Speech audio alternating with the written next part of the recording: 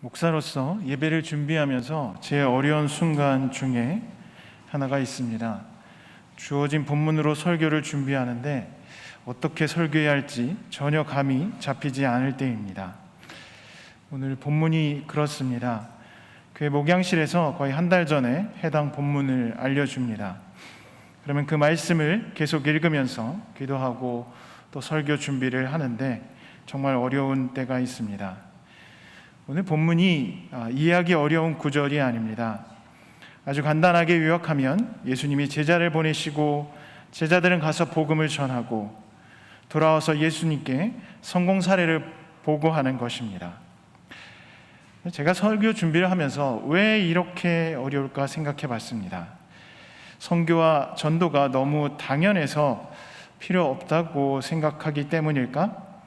아니면 선교와 전도에 대해 너무 많이 들어서 잔소리처럼 비칠까 봐 그럴까? 계속 묵상을 하면서 읽어보다가 전도에 대한 부정적인 기독교의 모습이 떠오르며 아마도 이 때문이었는가 하는 생각을 했습니다. 지하철 승객들을 대상으로 설문조사를 했었습니다. 열차 안에서 승객들을 짜증스럽게 하는 것이 무엇인가? 이 질문에 가장 많이 나온 대답은 무엇일까요? 맞추는 분께 숙취 해소 음료를 제가 준비해 드리겠습니다. 술주정입니다. 요즘 멀쩡한 사람들이 상상 이상의 행패를 부려서 술 안 취하고도 어떻게 저렇게 행동할 수 있을까 탄식이 나올 정도입니다만 여전히 술주정이 가장 짜증스러운 행동이라고 대답을 했습니다. 두 번째로 많이 나온 대답이 뭔지 짐작하시겠죠? 전도입니다. 전도가 소음으로 혹은 행패만큼 안 좋은 행위로 뽑힌 것입니다. 불특정 다수에게 복음을 전하는 열심은 문제가 될 수 없습니다. 그러나 그 열심이 어떻게 구체화되느냐는 그 선한 목적만큼이나 중요한 문제입니다. 우리가 잘 아는 구호 예수천당 불신지옥은 지금 비기독교인들에게 불편한 구호가 되었지만 역사적으로는 아주 유서 깊은 표현입니다. 이 구호는 일제강점기 때 최건능 목사님이 외치고 다니셨습니다. 물론 당시에도 비기독교인들과 비기독교인 모두에게 편하지 않게 다가왔던 경우도 있습니다. 최건능 목사님이 아주 큰 소리로 외치고 다니셨다고 합니다. 그래서 하도 큰 소리로 외치니까 일본 순사가 옆으로 가다가 말을 타고 지나가는데 예수천당 불신지옥 듣고 깜짝 놀라서 말에서 떨어진 경우도 있었답니다. 그래서 열이 받은 순사가 칼로 위협을 가했는데 최건능 목사님은 거기서도 겁먹지 않고 예수천당 불신지옥을 외치셨다고 합니다. 최건능 목사님은 두려움 없이 계속 예수천당 불신지옥을 외치고 전도를 하셨습니다. 그리고 그때는 그 순수하고 순진한 전도 방식으로 많은 열매를 맺었습니다. 그때는 잘 통하던 방식이 지금은 전혀 먹히지 않을 수 있습니다. 그리고 실제로 그런 통계를 우리가 보고 있는 겁니다. 복음은 변하지 않지만 복음을 전하는 방법은 달라져야 합니다. 당시에는 큰 소리로 불특정 다수를 향해 외치던 것이 큰 문제가 되지 않았지만 이제는 그 큰 소리는 소음이 되었고 효과를 보기 어렵습니다. 잠언 27장 14절에도 이른 아침에 큰 소리로 이웃에게 축복의 인사를 하면 그것을 오히려 저주로 여길 것이다. 이렇게 기록되어 있습니다. 축복도 지나치면 저주처럼 여겨질 수 있다는 겁니다. 복음도 축복입니다. 그러나 그 전달 방식에서 저주로 여겨질 수 있는 그런 모습을 우리가 볼 수 있는 겁니다. 그래서 복음을 어떻게 전달해야 될까? 이거는 우리가 깊이 함께 숙고하고 찾아봐야 될 문제입니다. 오늘 본문에서 예수님은 70명 혹은 72명의 제자를 예수님께서 나중에 가려고 하시는 마을로 보냅니다. 12명의 제자는 따로 있고 이번에는 70명의 다른 제자들을 보내시는 겁니다. 왜 30명도 아니고 50명 혹은 100명도 아니고 70명일까?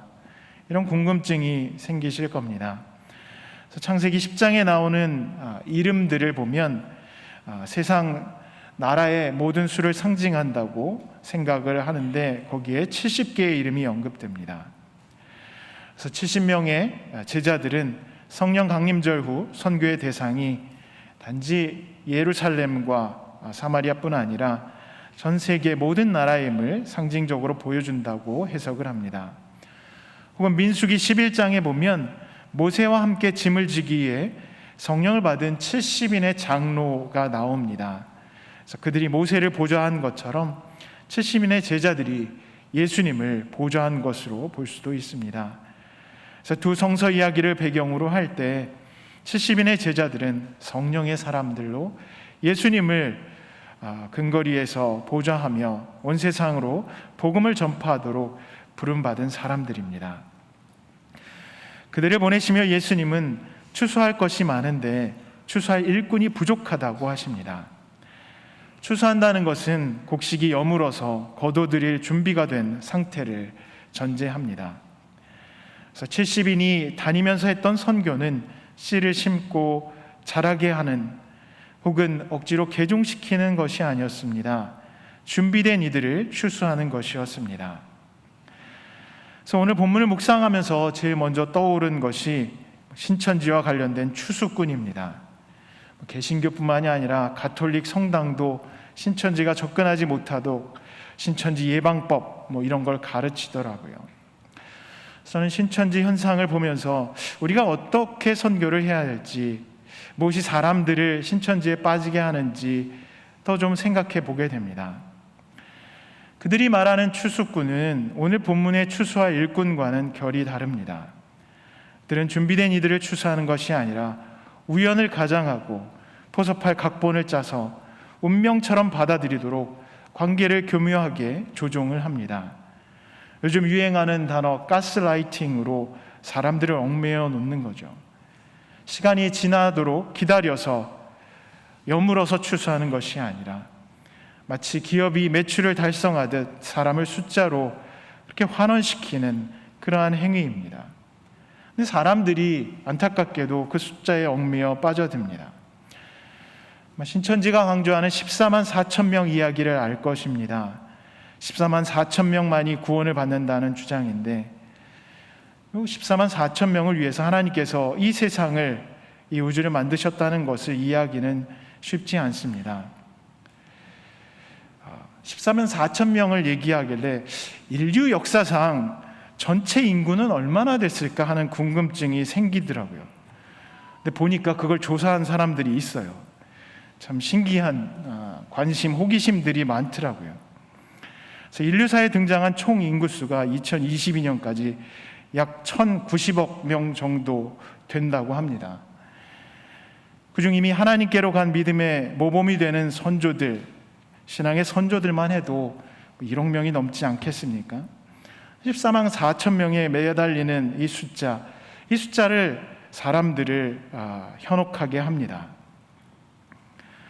오늘 본문에서 우리가 만약 70인 숫자에 얽매이면 그것도 문제가 될 겁니다. 10이라는 12지파, 12제자, 예수님께서는 12명을 보낼 때도 있고 70명을 보낼 때도 있고 그 뒤에 사도행전에서는 우리가 얼마나 많이 보냈는지 알 수 없지 않습니까? 하나님의 구원은 시기도 장소도 숫자도 명시되어 있지 않습니다. 그래서 복음은 구원을 특정 시간, 장소, 숫자로 환원해서 우리에게 제시하지 않습니다. 우리가 전해야 하는 복음은 시간, 장소, 숫자와 무관하게 우리 함께 만나고 더불어 살아가는 사람들에게 나누고 전해야 하는 우리 삶의 가장 근원적이고 소중한 것입니다.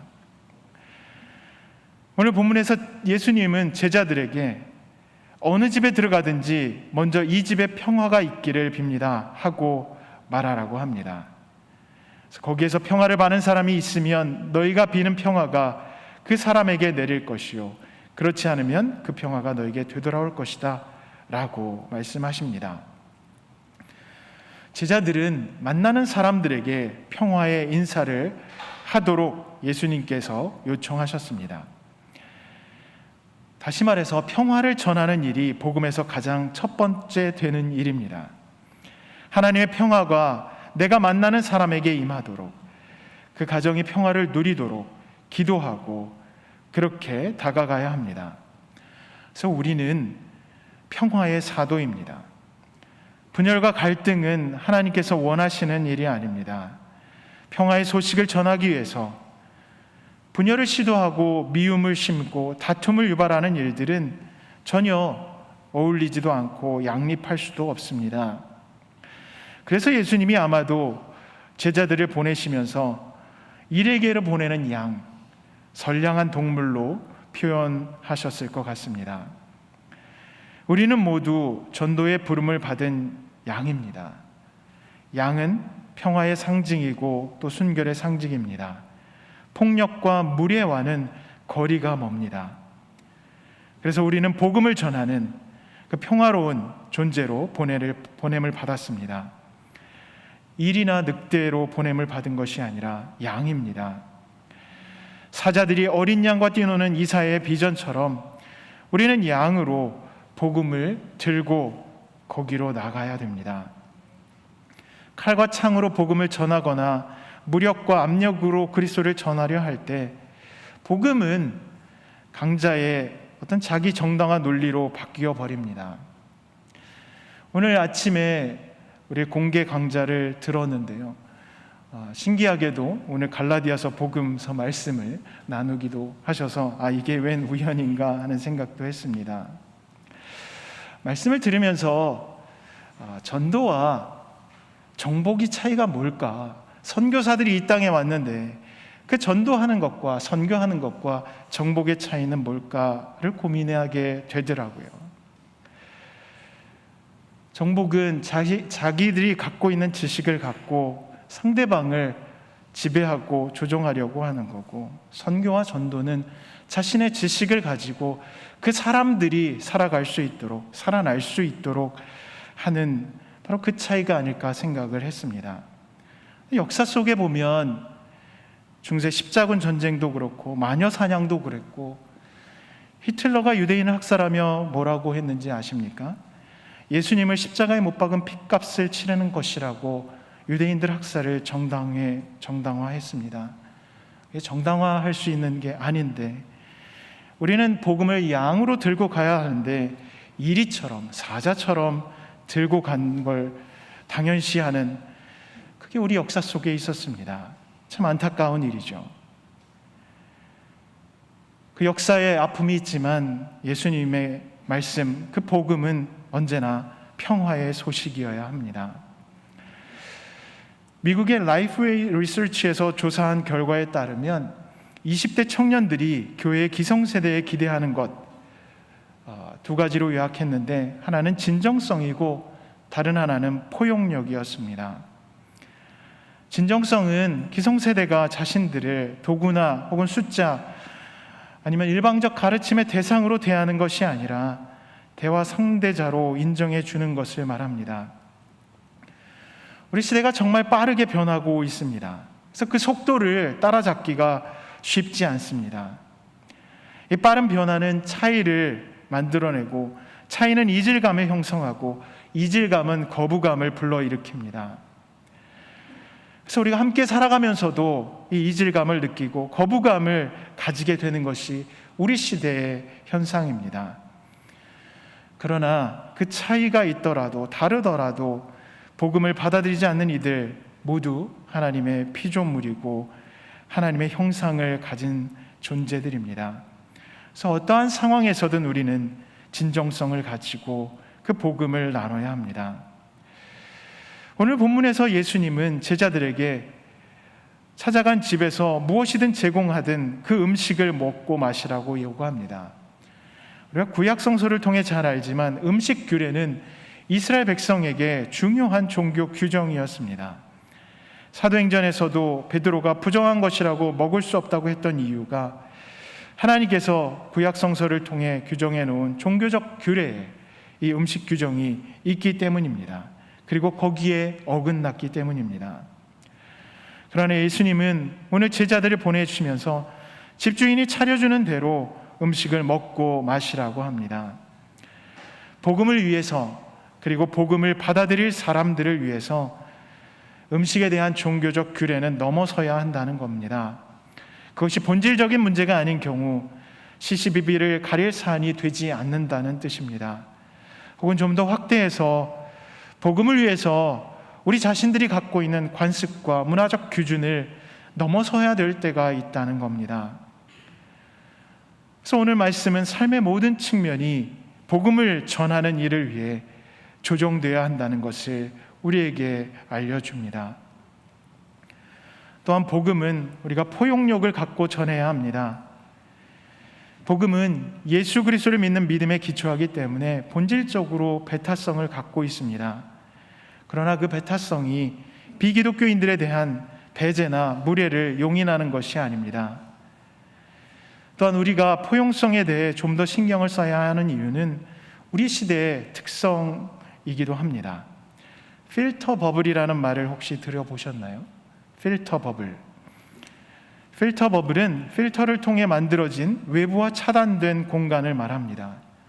우리가 인터넷을 많이 사용하고 있는데 인터넷 정보 제공자가 이용자 맞춤형 정보를 제공해서 필터링된 정보만 이용자에게 도달하는 현상, 이걸 필터 버블이라고 합니다. 그래서 필터 버블이 강화되면 자신이 속해 있는 세상에서 빠져나오지 않는 한 그 안에 공유되는 신념이 자연스럽게 강화된다는 겁니다. 이렇게 강화된 신념은 자신과 다른 생각과 삶의 스타일을 가진 사람들을 이해하기 더 어렵게 만듭니다. 지금 우리 사회가 겪고 있는 많은 갈등, 이대남 이대녀, 세대 간 갈등, 계층 간의 갈등, 이게 쉽게 해결될 것 같이 보이지 않습니다. 필터 버블이 너무나도 강력하게 작동하고 있기 때문입니다. 그런 현상 속에서 우리가 더 갖춰야 될 자세가 이 복음의 포용력입니다. 갈등을 조장하고 비난할 이들을 찾는 문화는 예수님의 복음과 양립할 수 없습니다.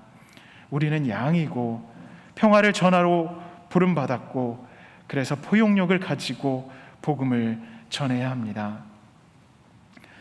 그래서 복음을 전하는데 우리가 주의해야 할 점, 우리는 복음을 전하는 양이고 심판의 권세는 하나님께 있다는 겁니다. 구원의 결정은 하나님께서 하십니다. 내가 복음을 전하는 자가 구원자나 구원의 결정자, 구원의 심판관이 아닙니다. 심판은 하나님께서 하십니다. 그래서 오늘 본문 예수님은 제자들에게 평화만 인사하도록 합니다. 그들이 받아들여지 않을 때도 예수님은 제자들이 저주하도록 허용하지 않습니다. 이 집에 평화가 있기를 빕니다. 이 말이 제자들에게 허락된 표현입니다. 복음을 받아들이지 않을 때, 거절당할 때, 하나님의 저주가 임하면 사람들이 쉽게 복음을 믿을 것으로 생각이 듭니다. 그리고 거절을 당할 때 우리가 보통 갖게 되는 감정이 바로 이 저주의 마음일 겁니다. 그러나 예수님께서 우리에게 부탁하신 것은 평화를 전하는 일입니다. 하나님께서 주시는 평화, 하나님께서 주시는 샬롬이 복음을 전하는 이들에게 맡겨진 소명입니다. 이 복음을 받아들이는 이들이 폭발적으로 늘어나면 얼마나 좋겠습니까? 우리 한국교회가 그런 성장의 과정을 거쳤습니다. 교회를 세우면 교회가 성장했습니다. 70년대 교회들을 개척한 분들, 그리고 그 교회들은 대부분 중견의 건강한 교회로 자리를 잡았습니다. 예수님께서 제자들에게 내가 너희에게 뱀과 전갈을 밟고 원수의 모든 세력을 누를 권세를 주었으니 아무것도 너희를 해하지 못할 것이다 라고 말씀하신 것처럼 교회는 역사에서 이런 승리의 경험을 했습니다. 누가복음의 속편이라고 우리가 알고 있는 사도행전에서 보면 이 말씀이 그대로 실현되는 걸 봅니다. 사도행전에서 귀신이 축출되고 교회 중에 있는 사탄의 역사가 근절되고 마술사 시몬에게 성령의 권세가 나타나고 교회를 괴롭히던 헤롯 아그리빠가 형벌을 받고, 바울이 거짓 선지자 엘르마를 타도하고 심지어 뱀에게 물려도 아무런 해를 입지 않았습니다. 이렇게 복음이 뜨겁게 전파되고 흥황하던 시기를 생각하면 우리가 그 성공의 과거에 집착하기 쉽습니다. 예수님은 그래서 오늘 마지막 부분에 제자들에게 그 강력한 역사의 흔적보다는 이름이 하늘에 기록된 것, 하나님께서 구원하신 백성의 일원이 된 것을 기뻐하라고 말씀하십니다. 하나님께서 우리에게 허락하시는 그 샬롬, 평화, 그 구원이 우리에게는 기쁨입니다. 그 길에 동참하도록 초대하는 것이 전도이고 선교입니다. 우리는 수동적으로 하나님 나라를 기다리는 사람들이 아닙니다. 능동적으로 그 나라를 전파하도록 부름을 받은 사람들, 그래서 전도로 또 선교로 부름받은 양들입니다.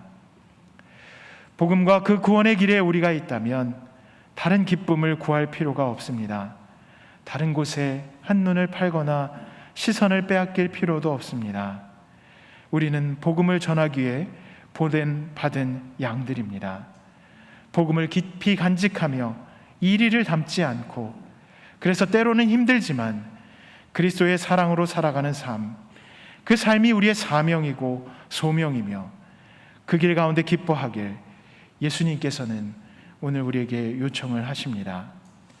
우리 모두 전도와 선교로 부름받은 삶을 살아가는 그 진정성과 포용력 있는 신앙인의 삶을 살아가길 간절히 바랍니다.